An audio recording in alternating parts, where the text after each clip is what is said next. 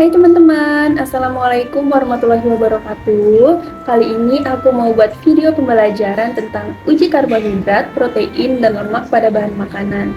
Tapi sebelum itu aku mau memperkenalkan diri dulu. Nama aku Alfia Rizkiana, NIM 4233141022 dari Prodi Pendidikan Biologi Bilingual, kelas B SP23, Universitas Negeri Medan. Nah, jadi teman-teman, di video kali ini aku mau menjelaskan ke teman-teman semua gimana sih cara menguji kandungan karbohidrat, protein, dan lemak pada bahan makanan. Tapi sebelum itu, yuk kita ingat dulu apa itu karbohidrat, protein, dan lemak.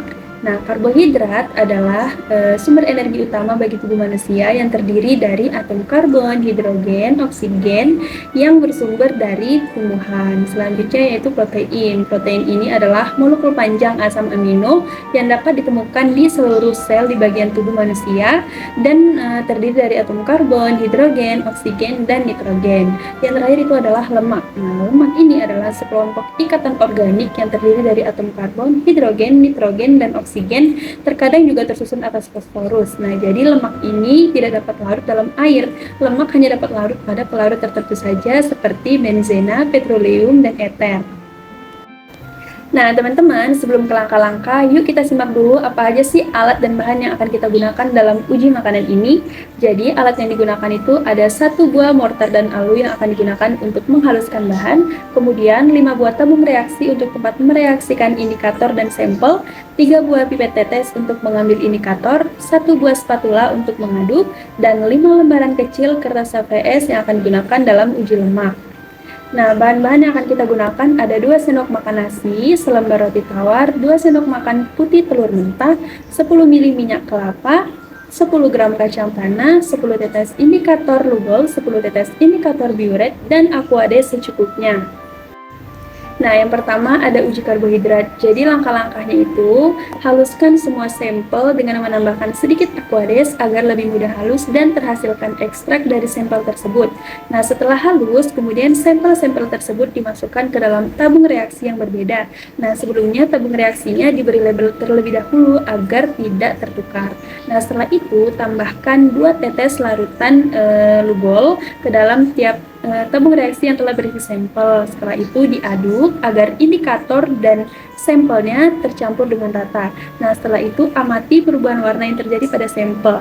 Jika sampelnya berubah warna menjadi biru kehitaman, itu menandakan bahwa sampel bahan makanan tersebut positif mengandung karbohidrat. Nah, uji yang kedua yaitu ada uji protein. Jadi langkah-langkahnya, bahan-bahan yang telah dihaluskan tadi kemudian dimasukkan ke dalam tiap tabung reaksi yang berbeda. Setelah itu tambahkan 2 tetes larutan biuret ke dalam tabung reaksi yang telah berisi sampel, kemudian diaduk dan amati perubahan yang terjadi pada sampel.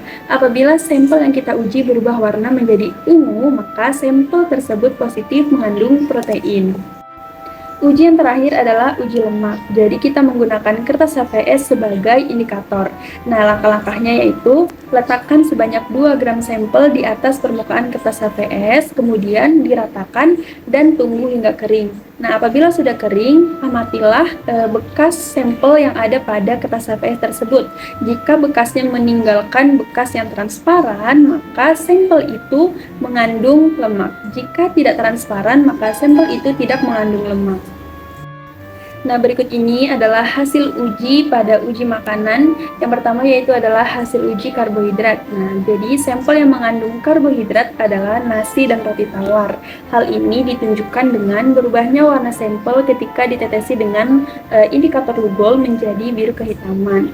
Nah, Lugol ini dapat mendeteksi karbohidrat pada makanan dikarenakan adanya iodin yang terkandung dalam Lugol yang bereaksi dengan amilum yang terkandung pada bahan makanan yang mengandung karbohidrat sehingga membentuk warna biru kehitaman. Selanjutnya adalah hasil uji protein. Jadi bahan makanan yang positif mengandung protein adalah putih telur mentah dan kacang tanah. Nah, hal ini dibuktikan dengan berubahnya warna sampel ketika ditetesi dengan larutan biuret menjadi ungu.